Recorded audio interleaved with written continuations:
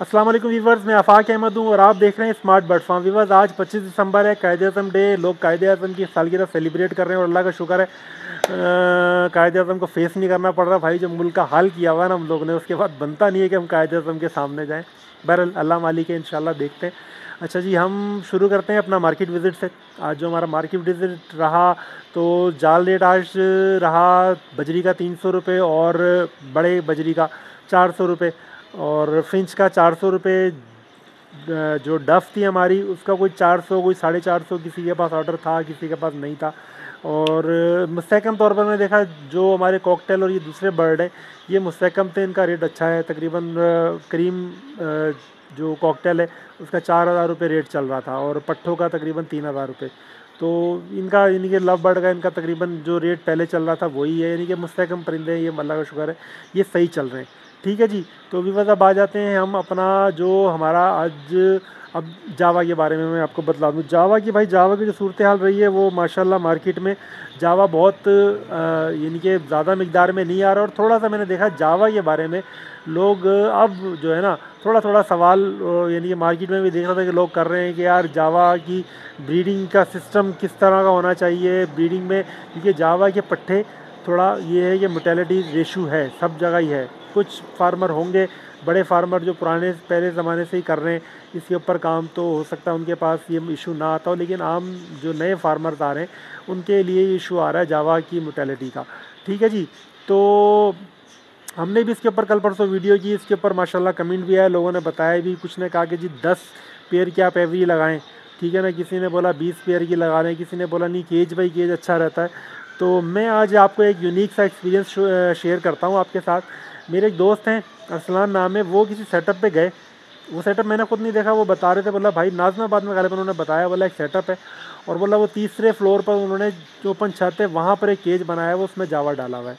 और बोला वो कहते हैं भाई सर्दी गर्मी मैं इस परिंदे को ढकता नहीं हूँ। ठीक है ना, यानी कि बोला नॉर्मल जाली उन्होंने ग्रीन नेट लगाई हुई है, बोला बस ये इसी तरह है, बोला मैं इसको सर्दी से बचाने के लिए मैं कुछ नहीं करता, बोला ये ठंड बर्दाश्त करता है, कोई ऐसा मसला नहीं है। और बोला गर्मियों में भी बोला आप इसको पानी देते रहें इसके नहाने के लिए, तो बोला ये गर्मियों में भी कोई ऐसा मसला नहीं होता इसके लिए, बोला गर्मियाँ भी अच्छी निकालता है, सर्दियाँ भी अच्छी निकालता है। और ब्रीड भी, बोला ब्रीड भी इसकी ऑटोमेटिक सिस्टम होता है, ये खुद ही रुकता है जब इसने ब्रीड रोकनी होती है और ख़ुद ही ब्रीड करता है। तो वो कह रहे थे कि बड़ी अच्छी ब्रीड कर रहा था जावा, मतलब साइज़ भी बड़े अच्छे थे उसके पास और ब्रीड भी बहुत अच्छी कर रहा था। तो ये एक अलग तरह का एक्सपीरियंस था, मैंने शेयर किया आपके साथ। बहरहाल अब अगर कोई इस तरीके से कर रहा है भाई फार्मिंग, तो कमेंट बॉक्स में मुझे लाजमी बतलाया कि हाँ इस तरह सही रहता है या नहीं। ठीक है। तो बाकी मैंने एक अपने तौर पे एक दो चीज़ें जो मैं सोच रहा था, जो मेरा फोकस है, एक तो ये था कि इनको जो सॉफ्ट फूड वगैरह ये हम ज़्यादा मकदार में दें। दूसरा ये है कि मैं एक चीज़ और सोच रहा हूँ कि मैं चाह रहा हूँ कि यार अगर सर्दियाँ अभी जैसे चल रही हैं और मेरे पास ये ब्रीड मर रही है, तो मैं अगली ब्रीड के लिए जावा को हम रोक दें। यानी कि सर्दियों में इसको मैं सोच रहा था एक महीने रेस्ट दिलवाऊँ और जून जुलाई के महीने में भी इससे ब्रीड ली जाए, यानी कि गर्मियों में ना रोकें, सर्दियों में रोक के देखें। क्योंकि दूसरा इशू जो मुझे लग रहा है जावा के अंदर, यानी कि खुराक के बाद, वो लग रहा है कि जावा के बच्चे जो मर रहे हैं इसकी वजह ठंड की भी हो सकती है। ठंड की वजह से भी जावा मर रहा होता है, क्योंकि देखें परिंदे की अपनी एक हैबिट होती है। ठीक है ना, अब उसको हम पानी रख रहे हैं नहाने के लिए, वो नहा भी रहा है। ठीक है, अगर उसको यहाँ पर इसका टेम्परेचर मेंटेन करने के लिए मतलूबा उसको धूप नहीं मिल रही है, मतलूबा गर्मी नहीं मिल रही है, तो लाजमी बात है फिर वो बीमार भी पड़ेगा। ठीक है ना। तो शायद ये वजह रही होगी जिसकी वजह से जावा अभी जो लोगों के पास भी मोटेलिटीज़ आ रही हैं और बाकी हमारे पास भी कुछ ना कुछ थोड़ी बहुत मोटेलिटीज़ हैं। बाकी थोड़ा सा ग़िज़ा का मसला है, वो हम कोशिश कर रहे हैं कि वो हम इनको पूरी दें, ताकि जावा के अंदर खुराक की वजह से जावा के पट्टे ना मरे। ठीक है। तो ये बस ये तो थोड़ा सा जावा के बारे में हो गया। बाकी रह गया फिंच का, तो भाई मेरे एक सब्सक्राइबर हैं, उन्होंने कल मुझे व्हाट्सअप पे बतलाया कि बोला अहमद भाई यहाँ पे हमें जो इसकी कंगनी है फिंच के लिए वो मिल रही है 190 रुपये किलो। और यकीन करें मैं आज भी वो कुछ पर्चियाँ निकाल के देख रहा था, वो जो अपना बिल बुक की रसीदें होती हैं, वो पिछले साल मार्च के महीने में, फरवरी में, यानी कि फरवरी में नहीं, मार्च के महीने में मैंने कंगनी 92 रुपये किलो ली है होल सेल में, यानी कि बोरी से, जहाँ बोरी में जहाँ पे मिलती है 50 किलो की बोरी, वो मैंने 92 रुपये किलो के हिसाब से ली हुई है। और इस वक्त भाई ये कंडीशन है कि 190 रुपये किलो। तो ये वाकई वारे वाला रेट नहीं है। अब फिंच का जो यूँ समझ रहे हैं कि ज़वाल जो थोड़ा सा आया है फिंच के ऊपर, उसकी वजह यही है। एक तो जो एक रूटीन का ज़वाल आता था वो तो उसकी वजह होती थी कि फार्मिंग ज़्यादा हो जाती थी, ज़्यादा मार्केट में आने लगता था, एक्सपोर्टरों के आर्डर कम होते थे, इस वजह से रेट इसका गिरता था। वो तो चले एक रूटीन वर्क था, लेकिन इस दफ़ा इसके अंदर एक और मज़ीद चीज़ जो शामिल हो गई है ना, वो हो गया है जो इसका दाना है उसका रेट। मैं आपको यानी कि मैं काफ़ी टाइम से बर्ड फार्मिंग को देखता हूँ, करता हूँ। मैं तकरीबन 2010-2011 से मैं इस काम में हूँ, कभी कम कभी ज़्यादा। दूसरे कारोबार भी मैं ये नहीं करता हूँ, तो उसकी वजह से कभी इनको बढ़ा देता था, कभी कम कर देता था बर्ड फार्मिंग को। तो मुझे याद है कि यार इतना यानी कि जो एक साल में इसका रेट बढ़ा है ना, यानी कि 90 से 190 रुपये, डबल जो हुआ है रेट इसका। यानी कि मार्केट में अगर हम जाएंगे तो हो सकता है होलसेल में इस टाइम 170 रुपये मिल रही हो, तो 92 से 170 रुपये जो हुई है, यानी कि डबल जो हुआ है रेट, ये पिछले 12-15 साल के अंदर भी इतना नहीं हुआ। यानी कि 5 रुपये 6 रुपये रेट बढ़ता है समझ में आती है, 10 रुपये बढ़ता है समझ में आती है। यानी कि वो एक साल के अंदर यूँ समझ लें कि उसका रेट बढ़ा है। यानी कि जब मैंने कोई 2010-11 में 12 में जब मैं कंगनी लेता था तो मैं 50 रुपये मिलती थी, ठीक है ना।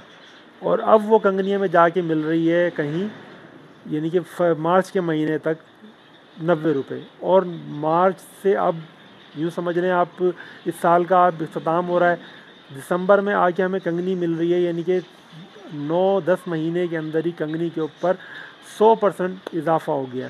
तो ये वाकई यूँ समझ लें नाकाबिले बर्दाश्त है फार्मर्स के लिए। इसकी वजह से काफ़ी नुकसान हो रहा है। तो इसी वजह से मैं ख़ुद भी, मेरा अपना जो फोकस हो रहा है, मैं कह रहा था आपको कि डफ़ की तरफ जाने का, उसका एक बड़ा रीज़न ये है, दाने का ख़र्चा कम है। सर्दियों में मेरे पास दूसरे परिंदों के साथ डफ़ भी रखी हुई है। डफ़ में ना तो बच्चों में मोर्टेलिटीज़ आ रही है ना बड़ों में मोर्टेलिटीज़ आ रही है, ठीक है। मैं आपको प्लस पॉइंट ये नहीं गिनवा देता हूँ कुछ जो मुझे लग रहे हैं। फिर ये है कि डव केज बर्ड है। केज बर्ड में थोड़ा सा ये होता है कि आपको मेहनत तो ज़्यादा करनी पड़ती है, लेकिन आपको हर जोड़े का आपको पता होता है कि भाई ये कितनी ब्रीड कर रहा है, ठीक है। अच्छा, तीसरी बात ये है कि भाई मैंने अभी कल भी जो मैंने फिंच का जो मैंने सेटअप बेचा, तो वो उन साहब के पास भी डफ़ का कोई सेटअप लगा हुआ है। तो मैंने उनसे पूछा तो वो कह रहे थे कि बोला भाई डफ़ का जो है, बोला अगर आप करना चाहते हो तो बोला आप इस वक्त, तो बोला सिल्वर जो है डव वो ज़्यादा वारे में नहीं है, यानी कि उसका रेट भी कम हुआ है। लेकिन बोला वो सर्दियों में रेट कम होता है, गर्मियाँ जैसी आती हैं रेट इसका बेहतर हो जाता है। बोला अगर आप करना चाहते हो तो बोला इसकी आप बड़ी वैरायटी में चले जाओ, बड़ी वैरायटी भी बड़ी अच्छे से आराम से सेल हो जाती है। यानी कि जैसे हम फिंच की म्यूटेशन की बात कर रहे थे, उसकी म्यूटेशन को सेल करना मुश्किल है, उसकी निस्बत जो हमारी सिल्वर डव है इसकी म्यूटेशन को सेल करना हो गया था कोई मसला नहीं है, बड़े आराम से सेल होती है ये। पर मार्केट में जाएंगे तो पता चलेगा, ठीक है जी। तो बाकी जावा की तो कंडीशन भाई ओवरऑल आर मैंने बताई कि जो चल रही है वो आपके सामने। अच्छा, एक चीज़ और है, जो हमारे मुल्क के जो हालात चल रहे हैं उसकी वजह से मुझे ऐसा लग रहा है इन फ्यूचर, यानी कि आने वाले वक्त में ये हो सकता है कि लोग बर्ड फार्मिंग के अंदर काफ़ी सारे लोग आएंगे इंशाल्लाह। यानी कि बर्ड फार्मिंग में, और देखें कोई फ़र्क नहीं पड़ता लोग कम हो ज़्यादा हो, बस ये है कि काम अच्छा कर रहे हो, परिंदा अच्छा प्रोडक्शन में आ रहा हो, बेहतरीन परिंदा प्रोडक्शन में आ रहा हो, तो इससे फ़र्क नहीं पड़ता लोग कम रहें या ज़्यादा रहें।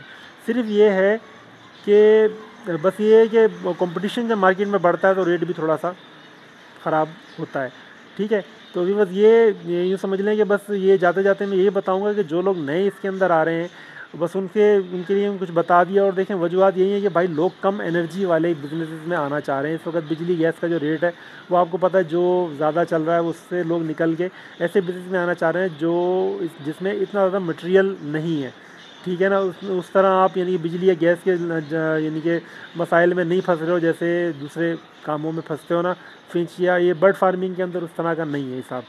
तो भी बस ये हमारा आज का व्लॉग था, कुछ मार्केट रिव्यू कर लिया और कुछ हमने इन फ्यूचर जो होने वाला वो बतला दिया।